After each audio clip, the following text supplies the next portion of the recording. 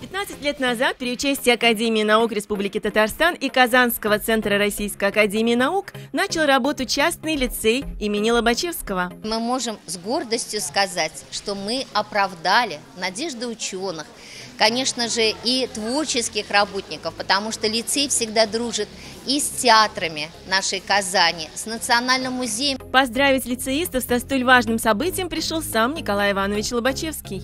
Вы счастливее меня, родившись позже. Лицеисты дружат с потомками Пушкина, Лобачевского и Лермонтова, и сегодня они спешат поздравить юбиляров. Очень рада, что оказалась сегодня здесь, очень рада приглашению и вновь увидеть эти добрые и красивые лица ребят на таком юбилее. Лицеисты являются победителями многих российских и международных конкурсов. В конце ноября ученики средних классов стали победителями на Всемирной робототехнической олимпиаде. Всего за 15 лет из стен лицея вышло более 300 выпускников, которые продолжили учиться в Москве, Петербурге и даже за границей.